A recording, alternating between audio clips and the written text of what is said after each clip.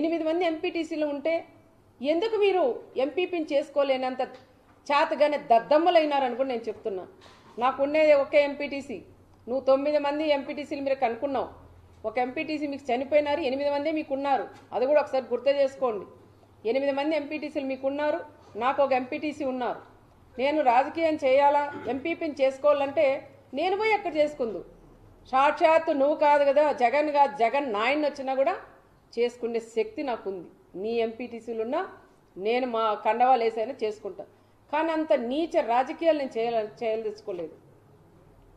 MPP election వద్దనే అనుకున్నాం. మీ వాళ్ళే రెచ్చగొట్టి మీ చిన్న సైకో అయినా తోపు వచ్చి ముందు రోజే ఆయుధాలు పెట్టి 3 బీసీలు కూడా ఇక్కడ పంపించి విప్ జారీ చేసేకొచ్చింది. అదెందుకు చెప్పలేకపోయినావు నువ్వు? ఆ రోజు గొడవ కారణం ఎవరండి? ఎక్కడ ఆయన తోపుండి వీళ్ళని పంపిస్తాడా? మరి వాళ్ళ బ్రదర్స్ని పంపించాల్సిందా?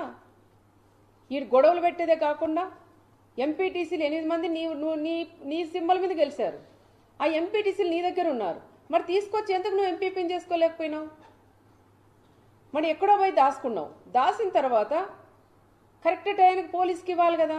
దాదాపు 100 మంది పోలీసులను ఎస్పీ గారు పెట్టారు ఆ రోజు. బాగే పలుతావా? నువ్వు 11 గంటల 10 నిమిషాలకు నువ్వు హాల్లోకి పోలీస్కి హ్యాండ్ ఓవర్ చేస్తావా? అంటే ఎలక్షన్ జరగకూడదు, ఈ రకంగా జగన్ దృష్టిలో నేను పడాలా అన్న ఆలోచనతోనే ఈ మాజీ ఎమ్మెల్యే చేసినట్టు ఒక్కసారి మీరు కూడా పక్కన వాళ్ళని అడిగి తెలుసుకోవాలని కూడా చెప్తున్నాం. టైం అయిపోయినాక వచ్చి కథలు వెళ్తావా నువ్వు? ఏం చెప్తావు? ఎస్ఐఎంకి ఇప్పుడు దీంట్లో వీడియో కాల్లో ఛాలెంజ్ చేస్తానయ్యా నేను. నువ్వు బైబిల్ మీద నువ్వు ప్రమాణం చేయగలవా? నేను కాన్పాక మీద ప్రమాణం చేస్తా. ఎస్ఐ గారే నాతో వీడియో కాల్ మాట్లాడిచ్చినారని నువ్వు ఛాలెంజ్ చేయగలవా? చెప్పనివన్నీ నువ్వు కూడా ఒక మాజీ సీఎం ఆ విధంగా అంత దారుణంగా అంత దుర్మార్గంగా మాట్లాడడం కూడా అది కరెక్ట్ కాదు అని నేను జగన్ రెడ్డిని కూడా నేను చెప్తున్నా. ఒక చిన్న ఉద్యోగం పట్టుకొని ఇంత దారుణంగా నువ్వు మాట్లాడడం, వీడియో కాల్లో మాట్లాడించుకొని నేను ఎంపీపీని చేసుకునేంత అంత దిగజారే కుటుంబం పరిటాల కుటుంబం కాదని కూడా నేను చెప్తున్నా.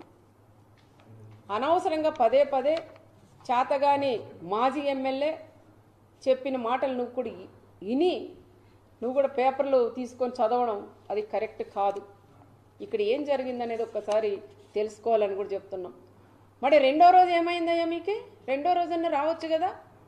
అక్కడెక్కడో సముద్రంతో తీసుకుపోయాడంట. అక్కడ తీసుకొని పోయి మేము 10:30, 11 అయితేనే లేదు నేను ఎలక్షన్ బాయ్కాట్ చేశాను అని. నీ చేతగాని తనం కదా అది. ఒక మహిళ 4 సార్లు 3 సార్లు ఓడిపోయినాడు ఆయన. ఆ చేతగాని దద్దమ్మ ఈరోజు ఎంపీటీసీ ఎలక్షన్లో సునీతమ్మ అడ్డుకుంటుందంటావు. ఒక ఆడ మనిషి చేతలో నువ్వు అడ్డుకుంటున్నారంటే నీ పక్కన కూర్చుండే నీ మాజీ ఎమ్మెల్యేలు కూడా నవ్వే పరిస్థితి కూడా ఏర్పడుతుంది. చేతగాని మాజీ ఎమ్మెల్యేలు కూడా ఈరోజు ఎంపీటీసీలను తీసుకొని పోయి వాళ్ళు ప్రమాణ స్వీకారం చేయించుకున్నారు. నువ్వేదో తోపు అని చెప్పుకుంటావు, ఇక్కడ చూస్తే తోపు లేదు, జీరో అయిపోయినావు. నువ్వు మాట్లాడతావా మా గురించి? మళ్ళీ పోలీసుల గురించి.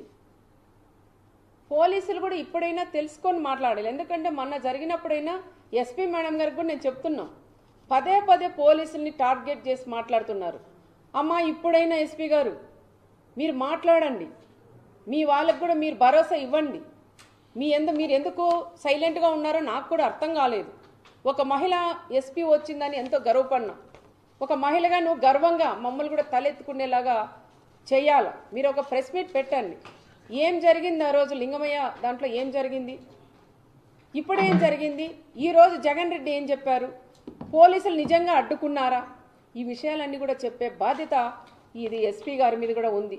ఇప్పుడు కూడా మీరు నోరు తెరవకపోతే చాలామంది మీరేం పెద్ద ఆఫీసర్లు పైన వెళ్ళిపోతారు, చిన్న పోలీసులు బలైపోతారు తల్లి. ఇప్పుడైనా మీరు ఒక ప్రెస్ మీట్ పెట్టండి అని ఒక ఎమ్మెల్యేగా మిమ్మల్ని కూడా నేను కోరుకుంటున్నాం.